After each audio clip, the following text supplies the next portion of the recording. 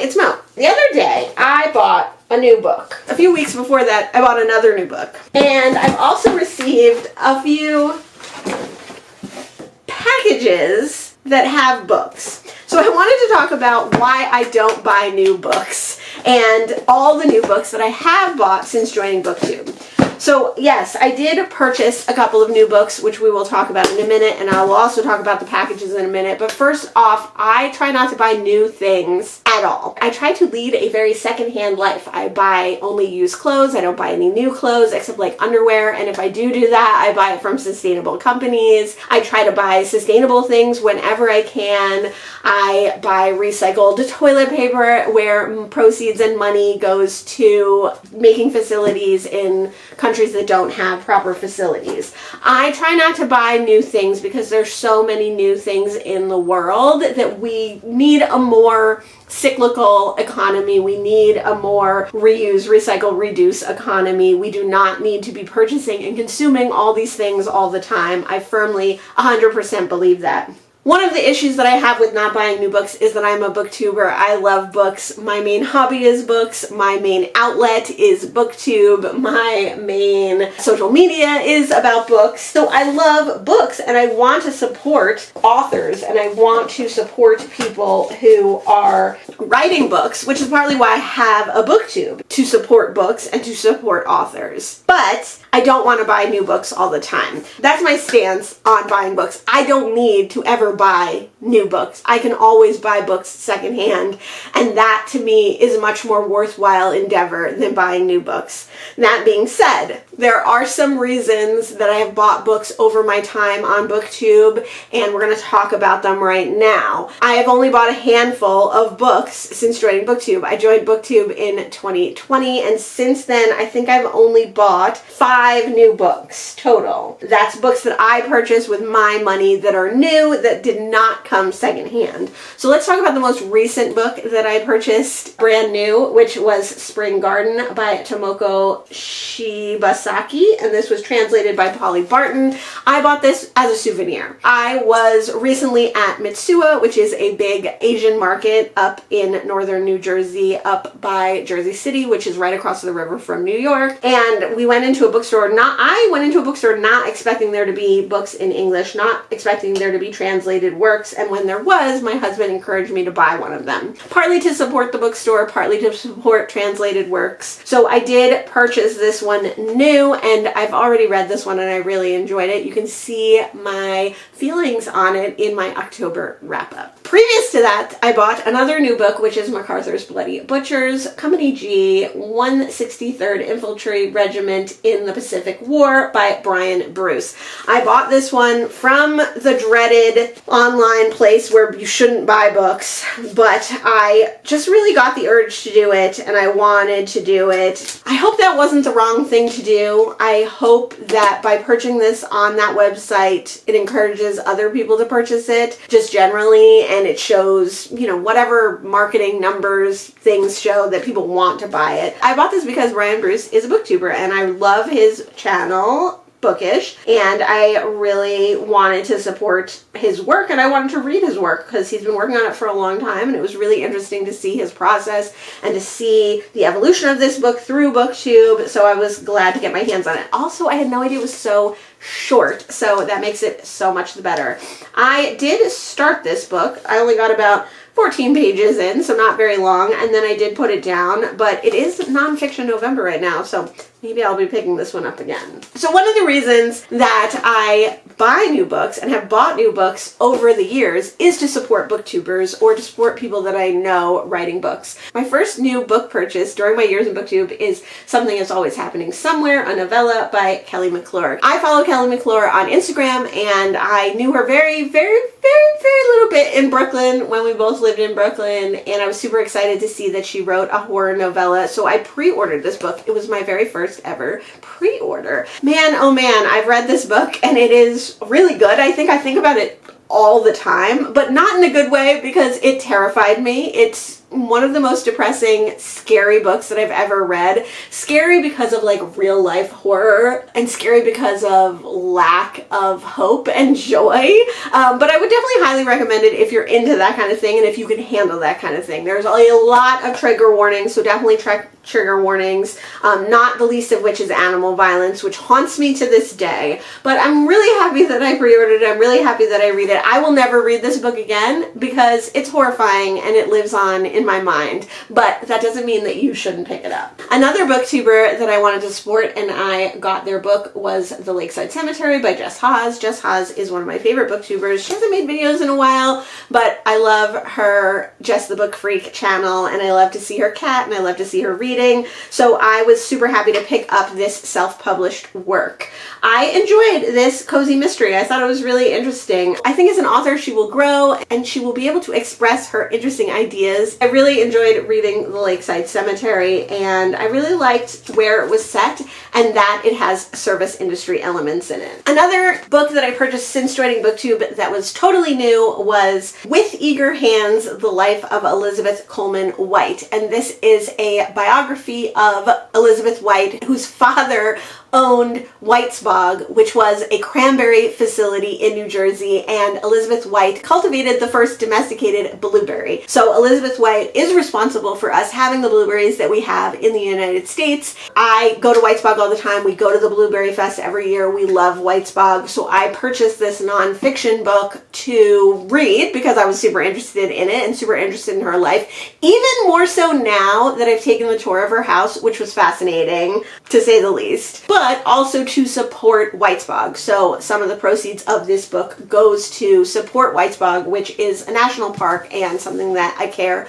a lot about. So I think that was a reasonable and good reason to purchase a book. So those are all the books that I've purchased since joining Booktube new. I've purchased a lot of books used, obviously, but those are all the new books that I purchased. And then I wanted to talk about these packages, because these packages are, I'm sure, Goodreads giveaways that I have won. And I have won quite a few Goodreads giveaways. I'm torn on the idea of Goodreads giveaways. I like that they give away books so that people can read them and review them, so that people have some element of chance, but also accessibility to some of these books. You can enter to win new books. But I'm torn because I do see them as consumerism, and I do see that I'll enter a giveaway and win a book and then not read it for a while. So I'm kind of torn on whether I should continue doing it. I do find entering and just the kind of mechanical repetition style of entering them to be quite fun and relaxing. So I do enter a lot of giveaways on Goodreads because I enjoy the relaxation that it gives me. Let's talk about them in the order in which I received them. So the first Goodreads giveaway that I won was for The Memory Addicts by Derek Kannenmeyer. I have not read this book. I believe this is a self-published book. It does look really interesting. It is kind of short. Well, I mean, it's kind of long, but it's kind of short because it's got really large font and it has a lot of spaces and it looks like some vignette-y kind of areas or short chapters.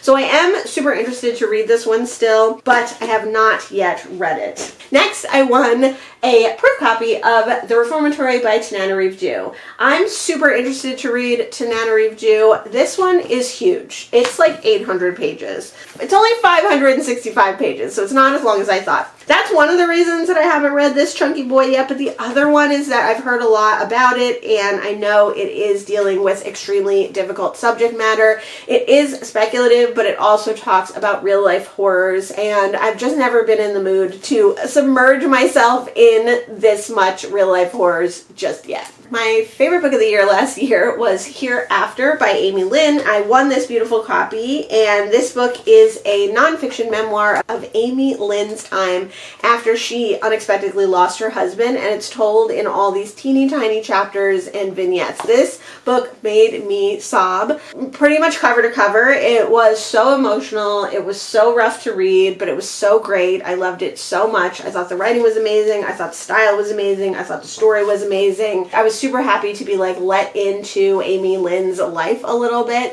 I think I would reread this one, but man, oh man, I would have to be in the right headspace because good Lord, this was a tough one, but I did love it. Another book that I read that I won was The Ballad of Jacquot Delahaye. I read this one this year, and this is a proof copy, but I ended up reading the audio of this, which I did enjoy. This is a pirate book, a lesbian pirate book, which is awesome. I did like this one, but it wasn't as lighthearted and fun as I was hoping. It was definitely more serious and had a lot more terrible things happen. So definitely check trigger warnings for this one. I mean, all of these, this one too, for sure. Obviously the reformatory, but I'm super happy I did read this, and I would definitely read more by Brianna Cameron. She is a disabled person of color author, and I would love to see what she does next. Then I won Bluff, which is a collection of poetry by Denise Smith. This is a proof copy. I started reading this and I got kind of far into it, almost halfway into it,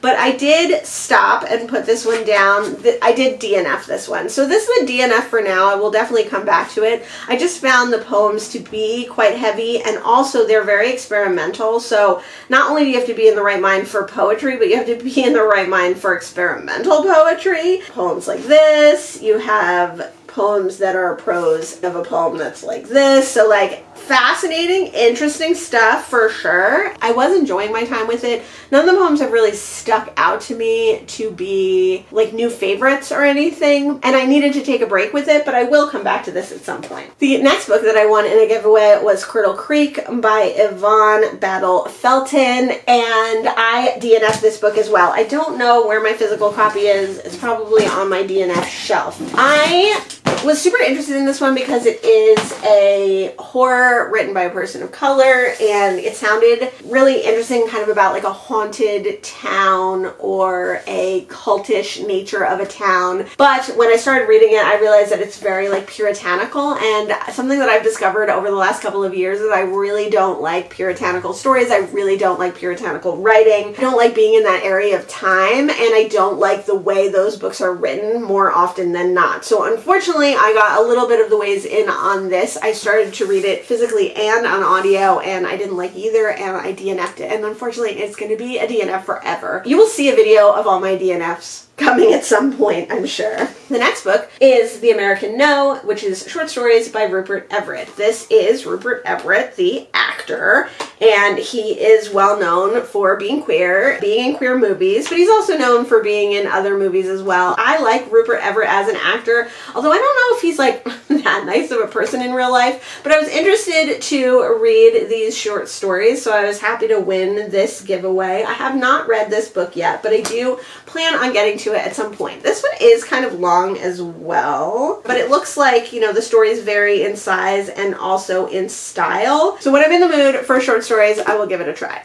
Another book that I won is Gothic Town. I haven't read this one yet either. It is by Emily Carpenter. So let's see. Could the Promise of a Perfect Life be a dream come true, or the Devil's Bargain is the byline on this. And this says it's a Southern Gothic, and it's a woman returning to her small town in Georgia, which is why I was interested in it. But like the cover is giving romantasy, so I don't really know what this one is about. This one doesn't seem like one that is my normal typical kind of book, but you never know. Like, that's a nice thing about winning a book in a giveaway, is that if it sounds interesting, this might not be a book that I would normally pick up. This might not be a book that I would normally purchase secondhand, but maybe I will love it. So I will one day give that one a try. I was really excited to enter the giveaway for Work Nights by Erica Peplin. This is a queer work. I think it's sapphic, and I think it takes place in New York. Two reasons that I was excited to read this one. So this is a proof that I won, and this came out on 6/17/2025. So obviously I didn't read it before the book actually came out. If you read this one, let me know if you enjoyed it. I am excited to get to this one at some point soon. Obviously I'm excited to get to all of these. So now let's go ahead and open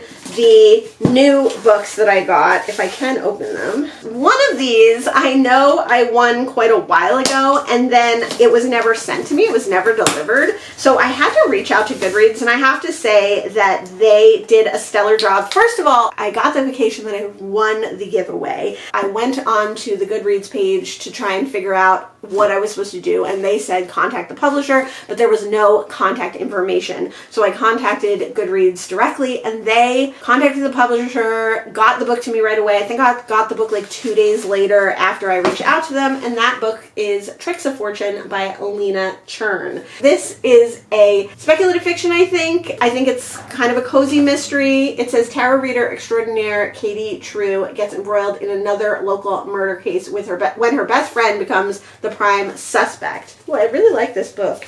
It's like kind of scratchy.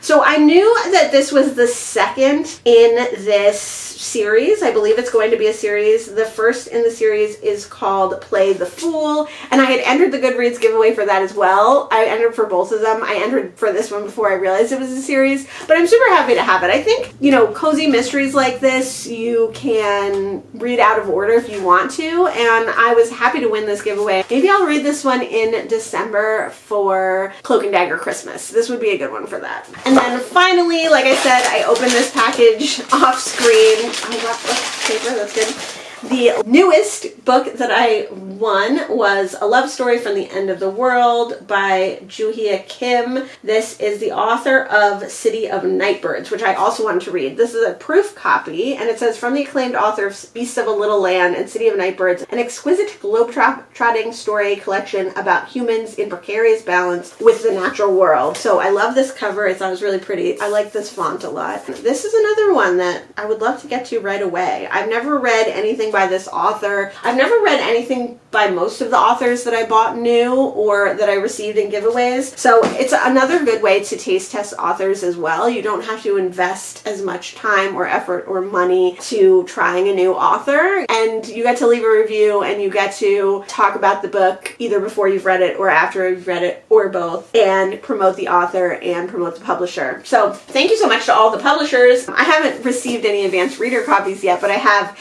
gotten proofs either out and about in little free libraries at book sales, or I've gotten them in this way when I've won them. So thank you to all the publishers for just providing those to people in general. So out of all the books, the thousands of books that I have bought in the last several years on Booktube, I've only bought 5 new books, and I've received 10 new books from giveaways. Let me know your feelings on book buying. Let me know what you think. Do you think I should continue to enter Goodreads giveaways? Do you think that's a weird loophole? Do you think that goes against my standing on buying new books? Let me know in the comments below. Thanks so much for joining me today, and I'll see you in the next one. Bye.